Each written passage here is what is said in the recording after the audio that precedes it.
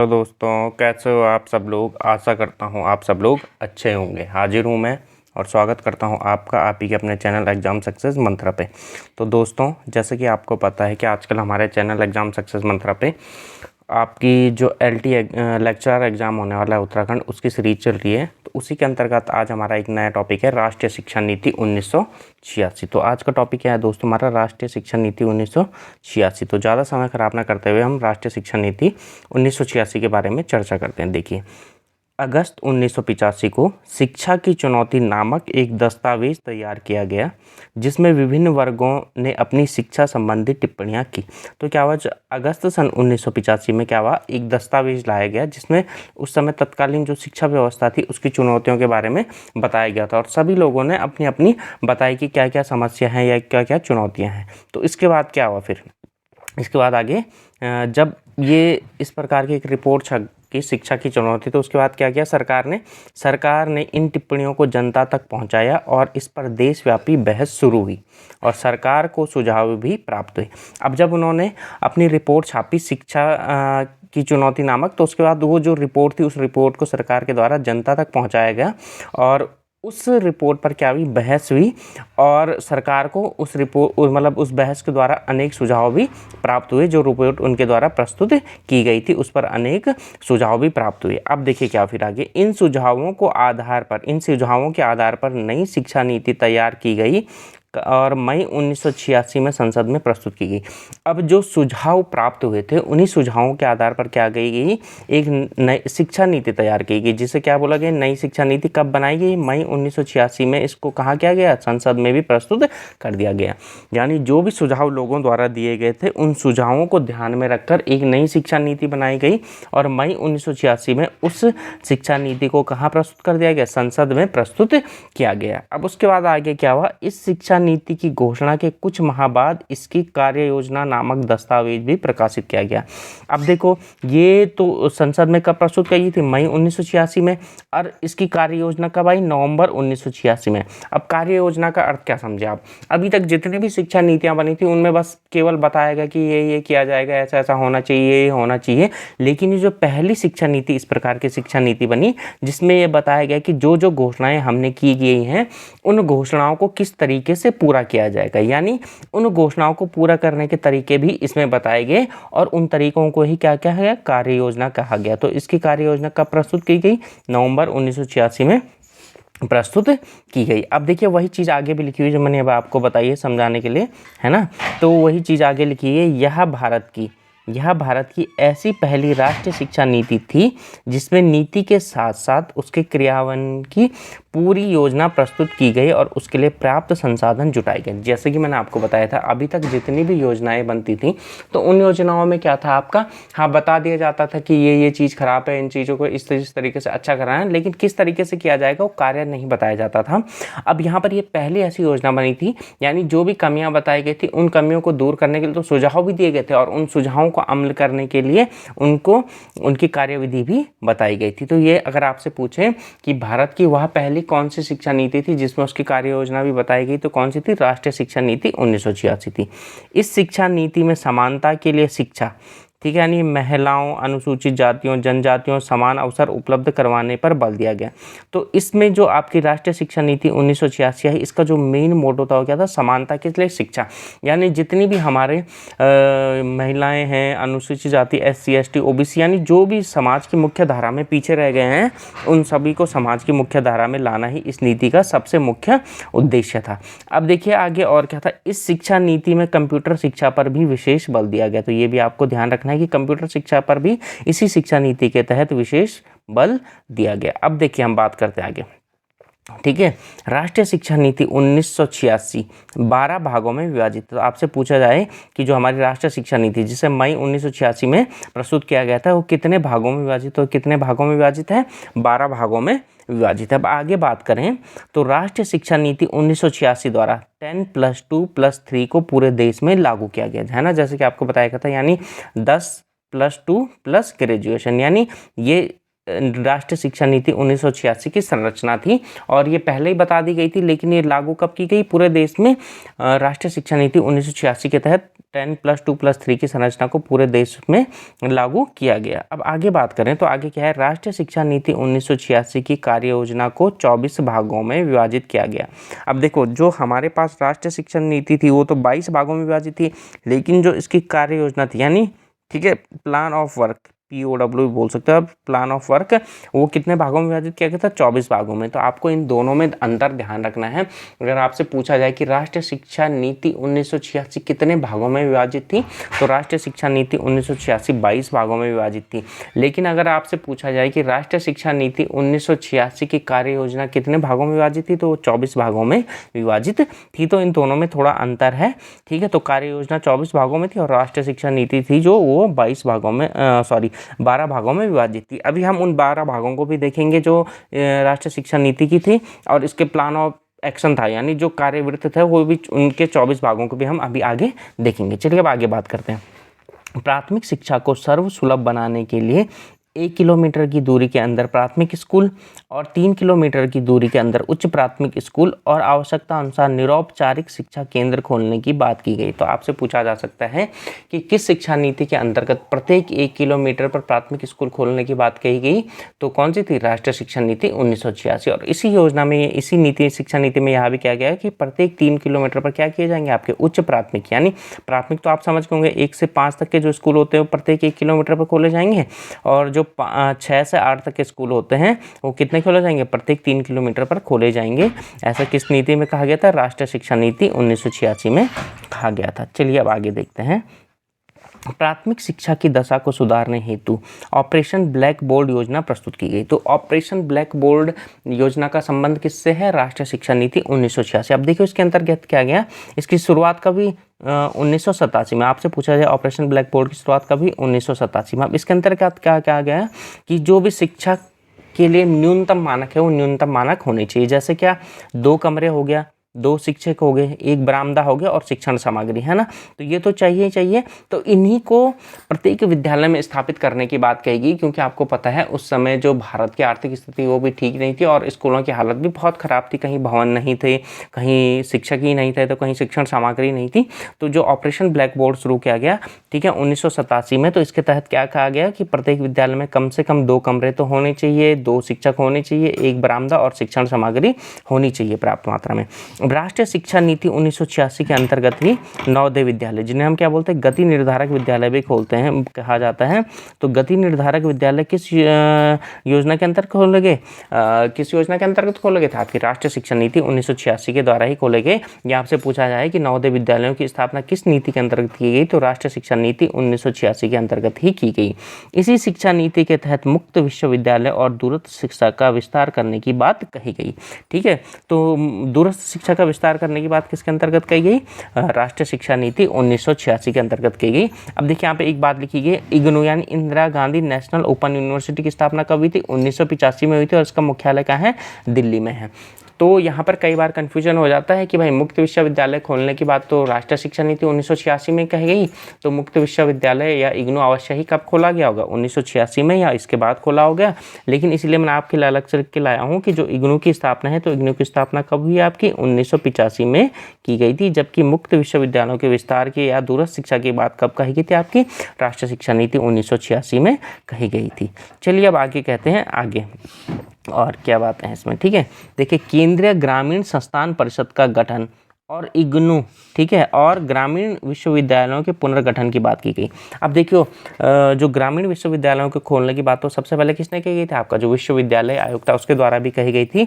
अब लेकिन इन्होंने क्या कि केंद्रीय ग्रामीण संस्थान परिषद का गठन की बात कही। तो आपसे पूछा जाए कि केंद्रीय ग्रामीण संस्थान परिषद के गठन की बात किसने कही? तो राष्ट्रीय शिक्षा नीति 1986। और जो आपको याद होगा जब मैंने आपको पढ़ाया था, ठीक है, विश्वविद्यालय आयोग, तो विश्वविद्यालय आयोग ने उस समय ग्रामीण विश्वविद्यालयों को खोलने की बात कही गई थी। कहा था। उन विश्वविद्यालयों के पुनर्गठन की बात किसके द्वारा कही गई? राष्ट्रीय शिक्षा नीति 1986 के द्वारा कही गई। अब देखिए मैं आपके लिए यहाँ पे 1-2 चीज़ें और लिख के लाया हूँ, जैसे कि इग्नू का ध्येय वाक्य क्या है? तो पीपुल्स यूनिवर्सिटी है ना, और इग्नू की स्थापना कब हुई थी? 1985 में हुई थी, ये मैं आपको पहले ही बता चुका हूँ।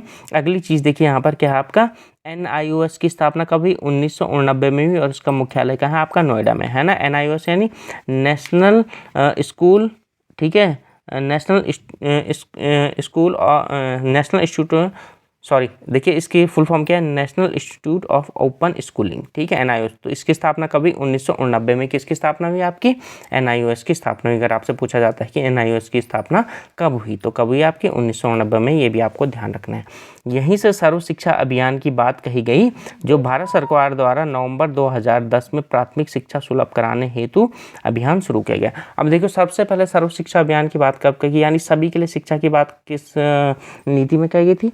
राष्ट्रीय शिक्षा नीति 1986 में कही गई थी। राष्ट्रीय शिक्षा नीति 1986 में कही गई थी, और इसी के तहत 2010 में भारत ने क्या किया है? आपका सर्व शिक्षा अभियान शुरू किया है। इसी शिक्षा नीति के तहत गति निर्धारक विद्यालयों की स्थापना की गई, जो कि मैंने आपको क्या बोला है?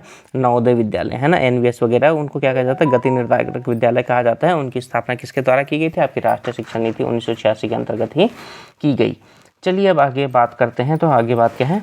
डिग्री उपाधि को सेवा से अलग करना, निम्न तथा माध्य निम्न स्तर के पदों के लिए सोच विचार करके उपाधि अनिवार्यता समाप्त करने की नीति बनाई। अब इन्होंने क्या कहा, जैसा आपने देखा होगा कि भाई अगर आपको कोई भी चीज़ करनी है तो वहाँ पे 12वीं पास होना चाहिए, या BSc होना चाहिए, या आर्ट्स होना चाहिए, कोई सब्जेक्ट होना चाहिए। तो यहाँ पर जो राष्ट्रीय शिक्षा नीति 1986 है, इसने क्या कहा गया कि जो उपाधियाँ हैं यानी जो डिग्रियाँ हैं उसको सेवा से अलग कर दिया जाए। तो ये भी आपको यहाँ का एक इंपॉर्टेंट पॉइंट है शिक्षा नीति का, आपको ध्यान रखना है।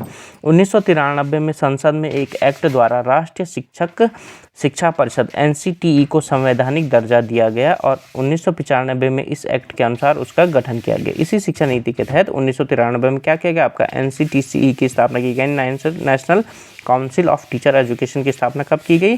1993 में संसद के एक एक्ट द्वारा की गई, और 1995 में उसको क्या किया गया? 1995 संवैधानिक दर्जा दिया गया, और 1995 में उसका गठन किया गया। यानी NCTCE को संवैधानिक दर्जा कब मिला? 1993 में। उसका गठन कब हुआ? 1995 में हुआ। तो ये अगली बात जो है आपको ध्यान रखनी है। अब चलिए हम आगे बात करते हैं। आगे क्या करते हैं?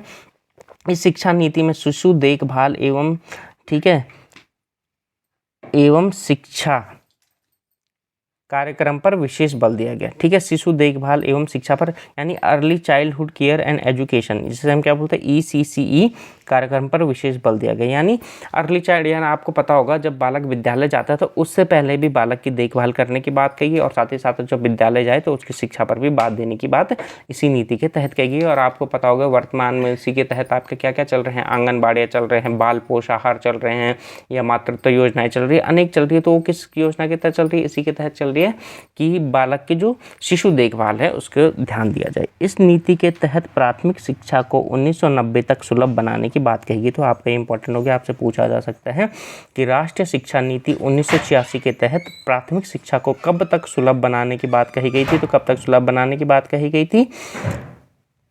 1990 तक सुलभ बनाने की बात कही थी। राष्ट्रीय शिक्षा नीति 1986 के तहत उच्च प्राथमिक यानी 6 से 8 की शिक्षा को 1995 तक सर्वसुलभ बनाने की बात कही गई थी। यानी 1 से 5 तक की शिक्षा को तो 1990 तक सर्वसुलभ बनाने की बात की गई, और 6 से 8 तक की शिक्षा को 1995 तक सर्वसुलभ बनाने की बात कही गई।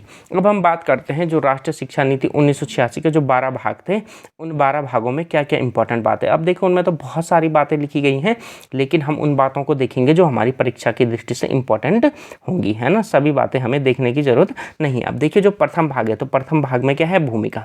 प्राथमिक शिक्षा 90% बच्चों को उपलब्ध है। इसमें क्या कहा गया? भूमिका मतलब उस समय तक देश में जो जो चीज़ें अच्छी हो रही थी, है ना, और उसमें जो जो कमियाँ थी, उन कमियों के बारे में भूमिका में बताया गया। तो उसमें क्या कहा गया कि वर्तमान समय में यानी 1986 तक देश में 90% बच्चों को तो क्या है? प्राथमिक शिक्षा उपलब्ध है। माध्यमिक स्तर पर गणित एवं विज्ञान को पूर्व में अनिवार्य किया जाए। अब इन्होंने क्या बोला? प्राथमिक स्तर, ठीक है। इन्होंने अगली बात क्या कही? पहली बात तो इन्होंने ये कही थी कि अभी हमें क्या देखने को मिल रहा है कि जो देश में 90% शिक्षा है, ठीक है, 90% बच्चों को तो क्या मिल रही है? प्राथमिक शिक्षा मिल रही है। और इन्होंने क्या किया? जो माध्यमिक स्तर है ना, यानी 10वीं, है ना, तक, यानी जो 10वीं तक है वहाँ पर गणित और विज्ञान को क्या कर दिया जाए? अनिवार्य कर दिया जाए। अब जो इसका द्वितीय भाग है, तो द्वितीय भाग पर की चर्चा करते हैं। द्वितीय भाग में क्या क्या इंपॉर्टेंट चीज़ें हैं। तो द्वितीय भाग में क्या, इसमें शिक्षा का सार और उसकी भूमिका। अब देखो इन्होंने क्या कहा, ठीक है, शिक्षा मनुष्य को सुसंस्कृत संवेदनशील बनाती है, जिससे वो क्या करता है, उसमें राष्ट्रीयता का भाव उत्पन्न होता है। तो ये ठीक है, इतनी इंपॉर्टेंट बात नहीं। मनुष्य व्यक्ति को क्या बनाती है, संस्कृत संवेदनशील बनाती ही है। शिक्षा मनुष्य में स्वतंत्र चिंतन सोच उत्पन्न करती है, जिससे लोकतांत्रिक लक्ष्य, स्वतंत्रता, समानता, समाजवादी सारी चीज़ें प्राप्त होती है। शिक्षा वास्तव में एक उत्तम निवेश है। ये सारी बातें कहाँ गई है, द्वितीय भाग में कही गई हैं। सारी बातें इतनी इंपॉर्टेंट है नहीं, पर फिर भी आपसे पूछा जाए। अब देखिए हम राष्ट्रीय शिक्षा प्रणाली, अब जो तृतीय भाग है, तृतीय भाग इंपॉर्टेंट है हमारे लिए, ठीक है, यहाँ से आपके लिए क्वेश्चन बन सकते हैं। तो देखिए तृतीय भाग में क्या कहा गया, इसके राष्ट्रीय शिक्षा प्रणाली। अब इसमें क्या क्या कहा गया, बिना किसी भेदभाव के सभी को समान शिक्षा प्राप्त हो।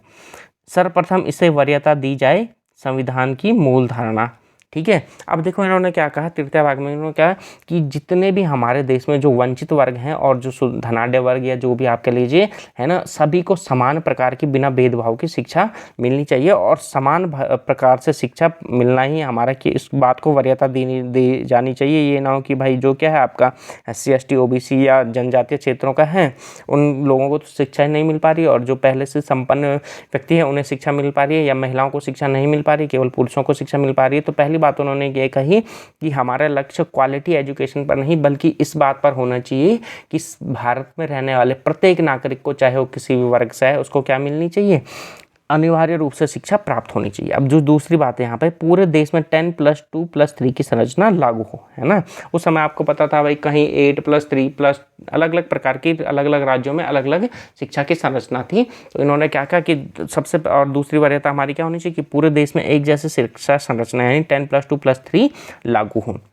चलिए अब आगे बात करते हैं। तीसरा पॉइंट इसका क्या है, 10वीं तक ऐसी आधारभूत पाठ्यचर्या लागू हो जिससे राष्ट्रीय मूल्यों और वैज्ञानिक दृष्टिकोण का विकास हो। तो यानी इन्होंने 10वीं तक गणित और विज्ञान पढ़ाने की बात कही थी, जो अभी हमने ऊपर पढ़ी थी, अनिवार्य हो, ठीक है।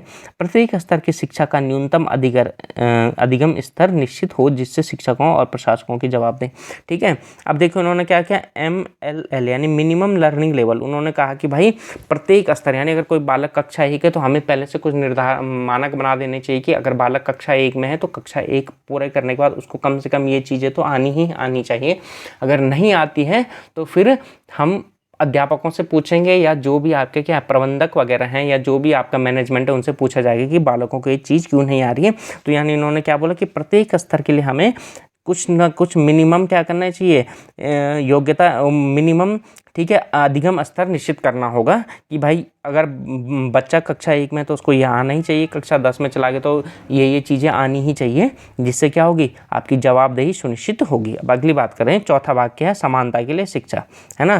तो चौथे भाग में क्या, समानता के लिए शिक्षा की बात कही इन्होंने। अब क्या किया, महिलाओं, SC ST OBC, अल्पसंख्यक, विकलांगों और प्रौढ़ों को शिक्षा के लिए विशेष प्रयत्न किया जाना चाहिए, है ना। जैसे कि मैंने आपको बताया, तो आपसे पूछा जा सकता है कि जो राष्ट्रीय शिक्षा नीति 1986 है, उसमें समानता के लिए शिक्षा की बात कौन से भाग में कही गई है, तो कौन से भाग में कही गई है, चौथे भाग में कही गई है, जो आपको ध्यान रखनी है, ठीक है। अब देखिए यहाँ पे मैंने कुछ चीज़ें लिखी हैं जो कई बार पूछी जाती हैं। अभी इसमें हम चौथे भाग कर चुके हैं, चौथे भाग के बाद आगे देखेंगे। राष्ट्रीय शिक्षा नीति 1986 में संशोधन हेतु समितियाँ, कौन कौन सी समिति बनी थी। सबसे पहले तो 1990 में आपकी राममूर्ति समिति बनी थी, ठीक है। 1992 में जनार्दन रेड्डी समिति बनी थी, और 1992-93 में यशपाल समिति। तो ये 3 समितियों का संबंध किससे है, राष्ट्रीय शिक्षा नीति 1986 में संशोधन हेतु, है ना।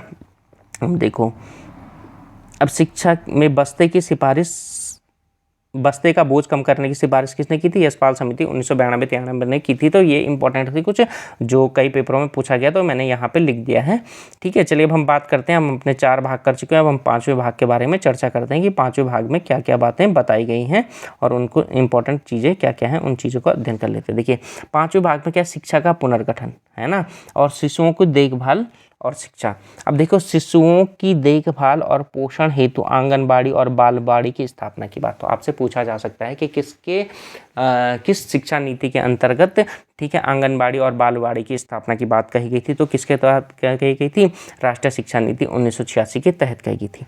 माध्यमिक स्तर पर गति निर्धारक विद्यालय यानी NVS की स्थापना की बात कही गई थी, किसके द्वारा, राष्ट्रीय शिक्षा नीति 1986 के द्वारा, जो हम शुरू में भी देख चुके थे अपने कुछ मेन पॉइंटों में। ठीक है, माध्यमिक स्तर पर खुली शिक्षा, national institute of open schooling की स्थापना पर बल देने की बात कही। तो आपसे पूछा जा सकता है NIOS की स्थापना की बात किसने कही, तो राष्ट्रीय शिक्षा नीति 1986 ने ही कही गई थी और 1989 में NIOS की स्थापना हुई थी, जिसका मुख्यालय कहाँ है, दिल्ली में, जो मैंने आपको पीछे बताया था। खुले विश्वविद्यालयों की स्थापना पर बल देने की बात भी किसके द्वारा ही कही गई थी, आपकी राष्ट्रीय शिक्षा नीति 1986 के द्वारा कही गई थी। रोजगार को उपाधि से अलग करने की बात या शुरुआत कहाँ से भी हुई थी, इसी शिक्षा नीति के तहत हुई थी, जो मैंने आपको पीछे बताया था दोस्तों। अब देखिए छठा भाग तकनीकी एवं प्रबंध शिक्षा है ना, यानी यहाँ पर जो आपकी क्या आते हैं, टेक्निकल और जो मैनेजमेंट एजुकेशन होती है उसके बारे में बताया गया है और इससे संबंधित जो इंपॉर्टेंट पॉइंट है, क्योंकि हम तो यहाँ पर अपने क्या देख रहे हैं, ठीक है, सामान्य स्कूलों के बारे में देख रहे हैं, तो इससे इतना इंपॉर्टेंट नहीं, लेकिन यहाँ आपसे ये पूछा जा सकता है कि राष्ट्रीय शिक्षा नीति के कौन से भाग में तकनीकी और प्रबंध शिक्षा की बात की गई, तो किसमें की गई है, छठवें भाग में की गई है। चलिए अब हम बात करते हैं सातवें भाग की, शिक्षा व्यवस्था को कारगर बनाना। ठीक है, शिक्षा के प्रशासनिक तंत्र को मजबूत करना और शिक्षकों को जवाबदेह बनाना, है ना। तो आपको पूछा जा सकता है कि कौन से भाग में शिक्षा तंत्र को कारगर बनाने की बात की गई है, कौन से भाग में, सातवें भाग में की गई है। चलिए आगे बात करते हैं आठवां भाग, तो विषय वस्तु और प्रक्रिया को नया मोड़ देना, सांस्कृतिक मूल्यों और वैज्ञानिक सोच का समन्वय करना। ठीक है, यानी जो भी हमारे पुराने सांस्कृतिक मूल्य हैं और जो भी नई नई वैज्ञानिक खोजें आ रही हैं, उन दोनों को आपस में मिलाकर ही बालकों को पढ़ाया जाए या उनको उसके दोनों के बारे में ज्ञान दिया जाए।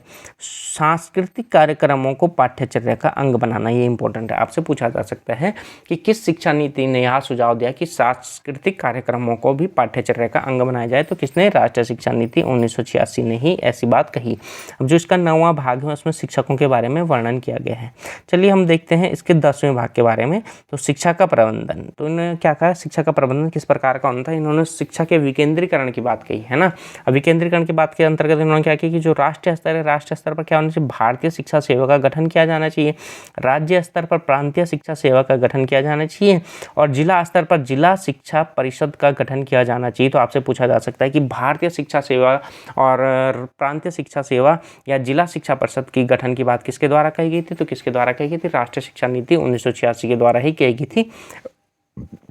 और जो अगला महत्वपूर्ण पॉइंट है, जो पिछले बार के लेक्चरर एग्जाम में पूछा भी गया था कि राष्ट्रीय शिक्षा पर आय का, ठीक है, कुल राष्ट्रीय आय का, शिक्षा पर राष्ट्रीय आय का 6% व्यय करने की घोषणा की गई थी, है ना।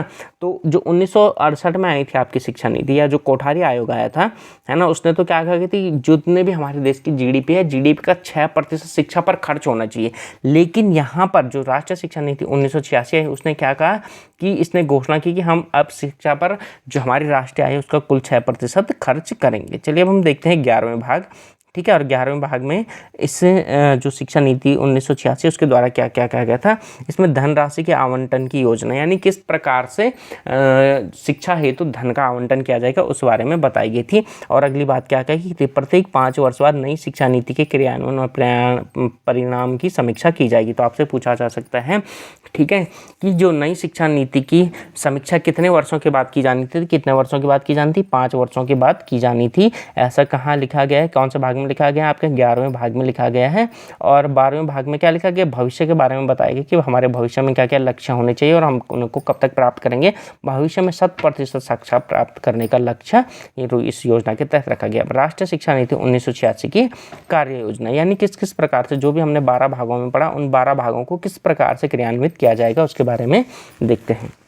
अब जो कार्य योजना का प्रथम भाग था उसमें क्या किया था, पूर्व बाल्यावस्था परिचर्चा एवं शिक्षा, यानी जब बच्चा पैदा होता है तो उससे पूर्व उसके किस प्रकार से ख्याल रखा जाए उसके बारे में बात की गई है। इसके लिए कौन सा प्रोग्राम लाया था, ICDS, जिसको हम क्या बोलते हैं, इंटीग्रेटेड चाइल्ड डेवलपमेंट सर्विस। ठीक है, तो ये आपको फुल फॉर्म याद रखना है, ICDS। तो आपसे पूछा जा सकता है ICDS की फुल फॉर्म क्या है या किसके अंतर्गत इसको लाया गया था, तो राष्ट्रीय शिक्षा नीति 1986 के अंतर्गत ही ICDS को लाया गया था। इसके अंतर्गत पूर्व विद्यालय शिक्षा पक्ष को सुदृढ़ करने और पूर्व बाल्यावस्था शिक्षा योजना में स्वास्थ्य एवं पोषण को जोड़ने की बात के लिए अलग से धनराशि की व्यवस्था की गई थी। ठीक है, तो ये सब बातें, मतलब जो ICDS है ये चल तो पहले से रहा था, लेकिन इसके लिए अलग से धनराशि आवंटित करने की बात की गई ताकि बालक क्या हो, जो हमारा बालक हो पहले तो स्वस्थ पैदा हो, और जब वो पैदा हो तो जब पैदा हो जाए तो उसके बाद उसको स्वस्थ आहार मिले ताकि वो अच्छे से विकसित हो पाए और उसका दिमाग भी अच्छे से सुदृढ़ हो पाए, विकसित हो पाए, और जब वो विद्यालय जाए तो अच्छे से अपनी पढ़ाई कर पाए। अब देखिए ICDS एकीकृत बाल विकास सेवा की शुरुआत 2 अक्टूबर 1975 में महिला एवं बाल विकास मंत्रालय द्वारा की गई थी। जैसे कि मैंने आपको बताया ये योजना पहले से ही चल रही थी, लेकिन इसके लिए इस शिक्षा नीति में अलग से धनराशि आवंटित करने की बात कही गई और इसकी शुरुआत कब हुई थी? 2 अक्टूबर 1975 को हुई थी। ठीक है। द्वितीय भाग प्रारंभिक शिक्षा, निरौपचारिक शिक्षा और ब्लैक बोर्ड योजना है ना, जो ब्लैक बोर्ड योजना भी मैंने आपको पीछे ही बताई थी। 1 किलोमीटर की दूरी पर प्राथमिक विद्यालय 1990 तक सभी बच्चों को प्राप्त होगा, है ना। जैसे कि मैंने आपको बताया था उन्होंने क्या क्या कि प्रत्येक 1 किलोमीटर की दूरी पर प्राथमिक विद्यालय खोले जाएंगे और प्रत्येक 3 किलोमीटर की दूरी पर उच्च प्राथमिक विद्यालय खोले जाएंगे। और 1995 तक 11 से 14 वर्ष के बच्चों को 3 किलोमीटर की दूरी पर 100% उच्च प्राथमिक शिक्षा उपलब्ध करवा दी जाएगी। ब्लैक बोर्ड योजना की शुरुआत प्रारंभिक शिक्षा की न्यूनतम आवश्यकता को पूरी करने के लिए की गई थी, जो कि मैंने बताया 2 कमरे, 2 अध्यापक, 1 बरामदा और शिक्षण सामग्री, ये सारी चीज़ें हम पीछे पढ़ चुके हैं। अब देखते हैं हम तृतीय भाग में क्या गए, माध्यमिक शिक्षा तथा नवोदय विद्यालय की बात। ठीक है, जो कार्य योजना का तृतीय भाग था उसमें नवोदय विद्यालय और माध्यमिक शिक्षा के बारे में बात की गई थी। सभी स्कूलों की दशा सुधारने की बात, है ना, जितने भी माध्यमिक स्कूल हैं उनकी दशा सुधारने की बात कही गई। गति निर्धारक विद्यालय नवोदय विद्यालयों की स्थापना की बात और माध्यमिक स्तर पर ओपन स्कूल, है ना, जिसे हमने क्या बोला NIOS national institute of open schooling, इसकी स्थापना भी मैं बता चुका हूँ आपको 1990। तो इसकी बात कहाँ की गई थी? कार्य योजना के तृतीय भाग में की गई थी। अब हम देखते हैं चतुर्थ भाग में क्या है, शिक्षा का व्यवसायीकरण, यानी जो वर्तमान में शिक्षा चल रही किस प्रकार से उसका व्यवसायीकरण किया जाए। +2 के बाद व्यावसायिक शिक्षा पाठ्यक्रम तैयार करना। उपेक्षित वर्गों के बच्चों के लिए विशेष व्यावसायिक संस्थान स्थापित करना। तो आपसे पूछा जा सकता है कि उपेक्षित वर्गों के बच्चों के लिए विशेष व्यावसायिक संस्थान खोलने की बात किसके द्वारा कही गई? तो किसके द्वारा कही गई? आपकी राष्ट्रीय शिक्षा नीति 1986। पंचम भाग में उच्च शिक्षा के बारे में बात किया गया है। उच्च शिक्षा के बारे में, तो उच्च शिक्षा के बारे में दोस्तों हमें देखना भी नहीं है, क्योंकि हम अपने माध्यमिक स्तर का ही एग्जाम दे रहे हैं, तो उच्च शिक्षा से इतना अधिक आपसे पूछा नहीं जाएगा। तो इसलिए मैंने आपको केवल लिख के बता दिया है कि भाई उच्च शिक्षा के बारे में कौन सी कार्य योजना में बताया गया है। पंचवें भाग में इसकी कार्य योजना के बारे में बताया गया है। चलिए अब हम देखते हैं। ठीक है, छठा भाग क्या, मुक्त विश्वविद्यालय और दूरस्थ शिक्षा के बारे में बात की गई। अब दूरस्थ शिक्षा के अंतर्गत मैंने बताया IGNOU Indira Gandhi national open university की स्थापना 1985 में हुई और इसका मुख्यालय कहाँ है? नई दिल्ली में है। ठीक है, अब देखिए आगे 7वें भाग में क्या है, ग्रामीण विश्वविद्यालय। ग्रामीण विश्वविद्यालयों के पुनर्गठन, जैसे कि मैंने आपको बताया था पीछे कि भाई ग्रामीण विश्वविद्यालयों के खोलने की बात तो किसने कर दी थी? आपके जो विश्वविद्यालय आयोग बने गए थे उसके द्वारा कर दी गई थी, लेकिन इसने उनके पुनर्गठन की बात कही। केंद्रीय ग्रामीण संस्थान परिषद का गठन, है ना, केंद्रीय ग्रामीण संस्थान परिषद का गठन की बात भी इसके द्वारा ही की गई। राष्ट्रीय ग्रामीण संस्थान परिषद की स्थापना 19 अक्टूबर 1995 को हुई। ठीक है, national council of rural institution, ठीक है, उसकी स्थापना कभी आपकी NCRI बोलते हैं, इसकी स्थापना 19 अक्टूबर 1995 को हुई। अब इसका मुख्यालय कहाँ है? इसका मुख्यालय आपका हैदराबाद में। अब इसका कार्य क्या होता है? ग्रामीण शिक्षा पर शोध एवं पत्रिकाओं का प्रकाशन करना। अब एक चीज़ और होती है अलग, ठीक है, NIRD, ये तो क्या था? NCRI और ये क्या है? NIRD, यानी राष्ट्रीय ग्रामीण विकास संस्थान, और इसका मुख्यालय कहाँ आपका? हैदराबाद में है। तो ये आपको ध्यान रखना है। चलिए हम बात करते हैं 8वें भाग में। 8वें भाग में तकनीकी एवं प्रबंधन शिक्षा की कार्य योजना के बारे में बताया गया है। AICTE, ठीक है, और एवं राज्यों की तकनीकी शिक्षा बोर्डों को मजबूत करने की बात कही गई थी। 9वें भाग में क्या है? कार्य प्रणाली को कार्यकर बनाना। ठीक है, 10वें भाग में उपाधियों की रोजगार से विलगता एवं मानव शक्ति का नियोजन। राष्ट्रीय परीक्षण सेवा की शुरुआत, जिसके अंतर्गत क्षेत्र विशेष के रोजगार प्राप्त करने के लिए विशेष राष्ट्रीय परीक्षण में उत्तीर्ण होना। अब उस समय तो आपको पता था कि भाई आपने अगर B.Ed कर लिया तो आप नौकरी लगोगे, या आपने जो भी चीज़ कर ली तो उसके अंतर्गत उस समय क्या होता था? मेरिट के आधार पर और उपाधि के आधार पर आपको नौकरी मिल जाती थी। लेकिन उन्होंने क्या कहा, ठीक है, NTS, जिससे आपका वर्तमान में क्या चल रहा है? NTS नेशनल टेस्ट, NTA चल रहा है ना, नेशनल टेस्टिंग एजेंसी। तो उसी प्रकार की एक एजेंसी बनाने की बात इनके द्वारा कहेगी, जो रोजगार देने के लिए क्या करेगी? आपका टेस्ट करवाएगी, और अगर आपने उत्तीर्ण कर लिया तो आपको क्या मिल जाएगा? कहीं रोजगार मिल जाएगा। ठीक है, और उसके लिए क्या है? आपको डिग्री की अनिवार्यता खत्म करने की इन्होंने बात कही। अब 11वें भाग में क्या? अनुसंधान और विकास की बात इनके द्वारा कही गई है। चलिए अब देखते हैं 12वें भाग में नारी समानता के लिए शिक्षा। बालिकाओं के लिए अलग से स्कूल व कॉलेज खोलने की बात कही गई। शिक्षकों की नियुक्ति में महिलाओं को वरीयता देने की बात कही गई। बालिकाओं के लिए अधिक छात्रवृत्ति योजना लाने की बात कही गई। तो कौन से भाग में कही गई? आपके 12वें भाग में। 13वें भाग में क्या है? SC ST OBC की शिक्षा के बारे में चर्चा की गई है। देखते हैं, इन वर्गों के बच्चों को छात्रवृत्ति देने की बात कही, इन जातियों के शिक्षकों को नियुक्त करने की कार्य योजना बताई गई, इनके क्षेत्रों में विद्यालय खोलने को प्राथमिकता और छात्रावास की व्यवस्था करने की बात कही गई। हम 14वें भाग में देखें तो अल्पसंख्यकों की शिक्षा के बारे में 14वें भाग में चर्चा की गई है। इनके क्षेत्रों में कोचिंग सेंटर खोलने की, यानी जो भी आपके क्या हैं अल्पसंख्यक क्षेत्र हैं उन स्थानों पर कोचिंग सेंटर खोलने की बात की गई, पॉलिटेक्निक और स्कूल खोलने की बात भी कही गई। अब 15वें भाग में हम देखें तो विकलांगों की शिक्षा के बारे में बात किया गया है। कुटीर उद्योगों द्वारा दिव्यांग बच्चों को आत्मनिर्भर बनाना। तो आपसे पूछा जा सकता है कि कुटीर उद्योगों द्वारा दिव्यांग बच्चों को आत्मनिर्भर बनाने की बात किस नीति में की गई? तो राष्ट्रीय शिक्षा नीति 1986 के अंतर्गत ही की गई है। अब देखते हैं, विकलांगों हेतु विशेष प्रशिक्षण प्राप्त शिक्षकों की नियुक्ति की बात कही गई है। अब 16वें भाग में प्रौढ़ शिक्षा की बात की गई है। गांवों में सतत शिक्षा केंद्र, पुस्तकालय एवं वाचनालयों की स्थापना की बात कही है। स्कूल पाठ्यचर्या एवं प्रक्रिया की बात 17वें भाग में की गई है। अब हम देखते हैं 18वें भाग में। 18वें भाग में जो मूल्यांकन एवं परीक्षा सुधार का कार्य योजना थी वो प्रस्तुत की गई है। सतत मूल्यांकन एवं ग्रेड प्रणाली को अपनाने की याद, जिसको हम क्या बोलते हैं सीसी, कंटिन्यू, ठीक है, कंटिन्यूअस एवोल्यूशन बोलते हैं, ठीक है, तो उसको अपनाने की बात कही गई। कक्षा 10 और 12 के अंत में सार्वजनिक परीक्षा करवाने की बात कही गई। नकल रोधी कानून है ना, जैसे कि आपको पता है वर्तमान में आपने बहुत सुना होगा कि उत्तराखंड सरकार कहती रहती है कि हमने भाई नकल रोधी कानून ला लिया।